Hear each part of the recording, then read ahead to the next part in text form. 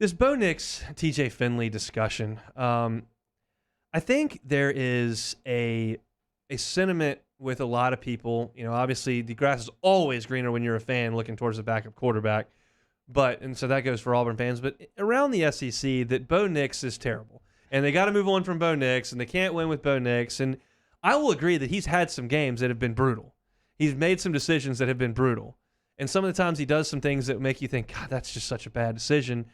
But there's some real good with Bo Nix. I mean, this is a guy who was the SEC's Freshman of the Year in 2019. He, against Mississippi State, completed 16 of 21 for 335 and had 3 total touchdowns, 2 passing, 1 running. He threw for 340 and a touchdown against Ole Miss that year as a freshman. Against Georgia, he was 30 out of 50 for 245 and accounted for 2 touchdowns. Look what he did against LSU last year. 18 out of 24, 300 yards, 3 touchdowns through the air, and another 81 yards rushing. He's clearly a talented guy. He's clearly a guy that can make a lot of plays, and he's a guy that's been around and seen a lot of environments, and I thought was decent until he made a big mistake against Penn State. And I guess that's the point, that, you see mistakes this far into his, career. This is his 3rd year as a starter, and I get it. But I've also watched TJ Finley play, and I've watched him make very poor decisions against Auburn, very poor decisions against Texas A&M. And LSU was up against it last year. I'm certainly not going to hold the Alabama game too much against him. That was, you basically had no chance in that game. But it's not as if, there's some proven star right behind him, and it's not as if he's never made plays.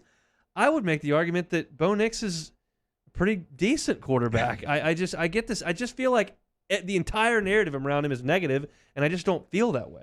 Yeah, that's how I felt going into the season. I thought he would make that leap, and they started out pretty hot the first 2 weeks of the season. I don't think Bo's thrown an interception all this year, which is crazy to say, but he's taking care of the football, and that's really what you really want, especially if you have the running game that they have with Hunter and Bigsby back there. So I think Nix, I thought he would definitely be one of those guys like having the season Corral or someone else was having. Not quite there yet.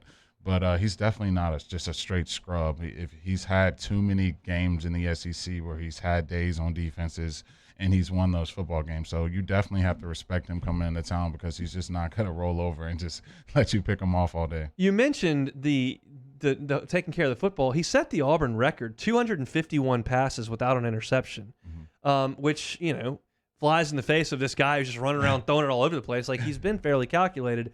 Look, do I think he's going to be the first pick in the draft and win the Heisman? No. But do I think he's totally dysfunctional as a quarterback? I don't. Certainly not the way he ran it up on LSU last year. So, look, I think Finley's got some ability. He's certainly not as mobile. He's got a stronger arm. But, I watched TJ Finley in some hostile environments last year. Well, not even that hostile because it was COVID, but against some good teams on the road, I should say. And the results weren't great. He was at his best when they were playing South Carolina and running it for 10 yards a carry, and he took care of the ball and did enough in that game. And I think TJ's got some ability, but if I'm Auburn, I'm going with Nix. Like, that's where I'm sitting. Yeah, I watched it when TJ came in the game, and he got some lucky breaks this on his way, incomplete pass that they reversed and turned into a complete pass, and even the touchdown pass that he threw. You're not supposed to spin out like that as a quarterback, and he spent right into a free rusher. He turned around, used his athletic ability, but you do that against some of these athletic defenses, it's not going to end well. So you just want a little more pocket presence from TJ as a quarterback. But if I'm harsher than the crew, I'm probably going to go with Bo Nix because he's been there, done that, and I know TJ's emotions are going to be out of this world. That's coming back to Death Valley, really wanting to shove it up Coach O and prove them wrong. I would love for him to start. Like, if it was me asking me, I want TJ Finley out there. That's who I want out there playing. But if I'm Auburn, I'll probably go with Bo Nix.